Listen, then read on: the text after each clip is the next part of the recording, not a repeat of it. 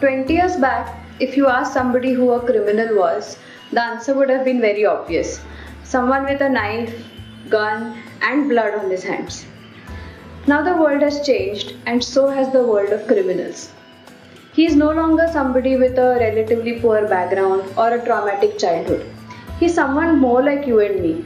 Someone who's smartly dressed, wears a suit, a tie, drives cars, uses flashy gadgets. The keyboard has replaced the gun, and that is now a more powerful tool. This is the world of cybercrime. Today's most common threat isn't the man who owns a missile. Today's threat is a man 2000 miles away who has the password to fire it. As crime has gone cyber, we now face the huge problem of the cyber criminal. As the world has now become wired, even in the smallest of places, the virtual world seems more real than the real one. Law has also developed new rules about operating the computer and internet. Violation of these rules means punishment, which could be as severe as life imprisonment. For example, meet Aditya. Aditya was just 5 years old when he sat at a computer. When he was 9, he knew how to operate more than 10 different softwares. By the time he was 16, he was programming in 4 languages. When he turned 22, he could effortlessly hack into any major email service. But Aditya was always a good guy. He could hack into websites and then tell companies what was wrong with them. Most took him seriously. Some even paid him. Of course, his mistake was when he tried bypassing his college website just to teach them a lesson about security. He was reported, his education cancelled, and was banned entry in any college for 10 years. He was also taken to jail. You do know what you did was wrong, don't you? I wanted to help. Why doesn't anyone see that? I didn't go knocking on his door to tell him how bad his website was. I wanted to show him how easy it was for someone to do it. And you saw what happened to you. It's a wrong thing to do. Your neighbor can have a door which you can easily open, but that doesn't mean you open it. Why should internet rules be any different? Whatever you are good at, you should be doing responsibly, Aditya. अरे यार, वो सब ठीक है. ठीक नहीं है. It's not about what you feel about it. Imagine the inconvenience you're causing others. The amount of cases that have just rocketed up about kids going overboard on the net just isn't funny. Have you heard about the Riya Pooja case? No, the one where... I was just talking to her 2 months back. Pooja and Riya were best friends till the 7th standard. In the 8th, both started liking the same guy. Naturally, they fought. Pooja made a fake Facebook profile of Riya and typed messages that weren't so nice to everyone in school. No one believed Riya when she said it wasn't her. Finally, unable to cope, Riya drank poison. Luckily, she was found on time and survived. As she would soon find out, no one is faceless on the internet. Pooja's IP address was located, she was caught and punished by the juvenile court. She had to spend 3 months in a remand home. More than anything, I hate how cool I thought I was acting. It is so easy to spread the most horrible things about a person in no time. It was the easiest thing to do. I never thought I would get caught. I just want to tell all of y'all, fights happen and they can always be sorted out. Never make fake IDs or hate groups. Not a single day goes by that I don't regret doing what I did. I had the most horrible time of my life in remand. What happens with your generation is that it is very easy for you to get what you want. You're very comfortable with technology. You people have everything at your feet. You want information? There's Google. You want to chat? There's BBM. You want to share photos? There's Facebook. You don't understand the importance of privacy. The problem is that you don't understand that there is a law that governs its use. You think you're faceless on the internet. And that is why that gives you the courage to do the things that you would normally never do. See, it's actually not as bad as you say. I mean, we know what we want and the net helps us get it. We don't need to sit in a place like a library for hours. Google helps us find answers in seconds. If we want to remain connected with our friends, there's always Facebook. I never said it's bad, but it's important to remember that people never change. What they are in real person and what they are in the virtual world remains the same. Just as there are bad guys in the real world, there are bad guys in the virtual world too. It's just that the virtual world makes everybody seem so beautiful and friendly. But that's not true. You already know that there would be a lot of guys getting friend requests from girls who have very beautiful display pictures. But these are actually fake accounts created by people who are out to take advantage of you. You yourself know how easy it is to hack for a professional. True, but that doesn't mean we put any information up at all. I'm not saying don't. Just be careful. If you leave the door open and somebody robs your house, it doesn't mean you've done anything wrong. But wasn't it stupid of you to leave the door open in the first place? Talking of robbing, there's a very funny case which happened here 6 months back. I had a friend called Robin. Meet Robin.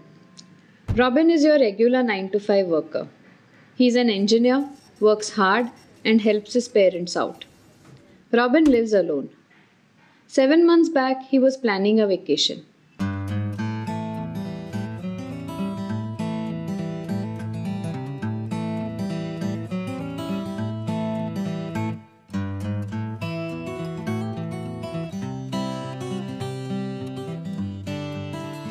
Robin had too many friends to call and inform.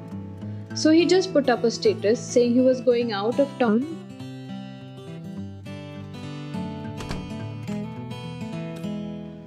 When he came back, the entire place had been robbed.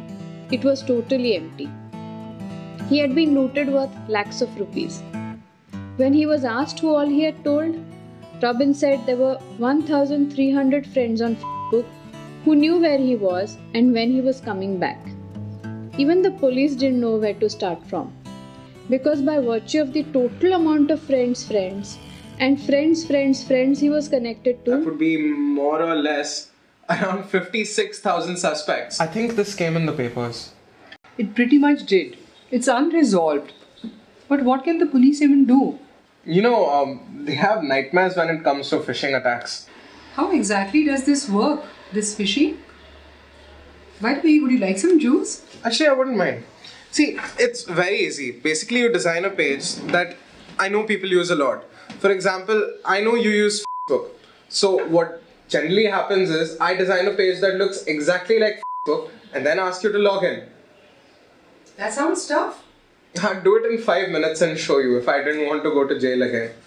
After that, then I say something like your account has been logged in 2 or more places. And so I enter the details. Exactly. And then all your details are with me. This happens not only to Facebook but to all other sectors. So people from banking, social networking, they all fall prey to it. Is there something I can do about it? The general rule is never ever enter your details in a page if it pops up. Generally, if you have a good antivirus, it should take care of things. But still, the best way is it's better to be careful.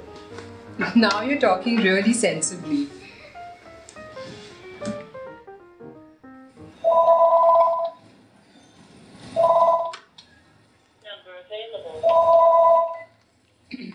Hello? Yes? No, wait. No, this will just take 5 minutes. You can send it in then. Yeah. New case. None of your business. Same problem though. These will you do friendship requests should be outlawed. Let me guess. Fake profiler tried a stunt. Close enough. Meet Trisha. 2 months back, Trisha was on when she received a friend request from a man who seemed interested in becoming friends with her. He looked harmless, so Trisha accepted the request and started talking to him. A month after she told him all about her family and friends, he sent her 10 of her photographs photoshopped into something very obscene. He blackmailed her, saying he would put them up on her timeline if she didn't give him 50,000 rupees. Trisha had no clue what to do. She deleted him, but then he began messaging the photos to her best friends, threatening them too. Finally, Trisha told her parents. The man was caught. He turned out to be a 45-year-old and had done this a number of times. He was charged with 3 crimes and awarded 5 years imprisonment. I was so stupid. I think about it every day. People in this world are really twisted. They think in the worst possible ways. If those photographs had gone up on I never would have been able to show my face at school again. Thank God he was caught. It feels a lot better. Do I have to come here next week? You will come as long as they've told you. For the next month, every single week. And then in that case, tell her what you told me. Of course, but then I think she might already know after what she's been through. Anyway. Thank you. And I shall see you next week. The world of cybercrimes is more dark and scary than one imagines. People operate the internet under 2 assumptions.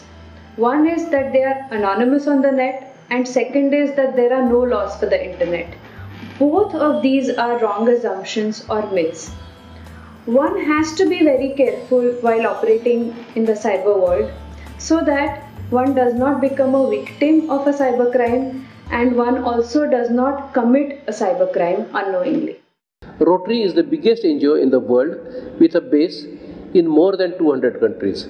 It has more than 1.2 million members spread over 32,000 clubs. Rotary has initiated projects to tackle some of the biggest international problems such as illiteracy, disease, hunger, poverty and environmental concerns. Our Rotary Club of Pune West End is an extended hand of the Rotary International.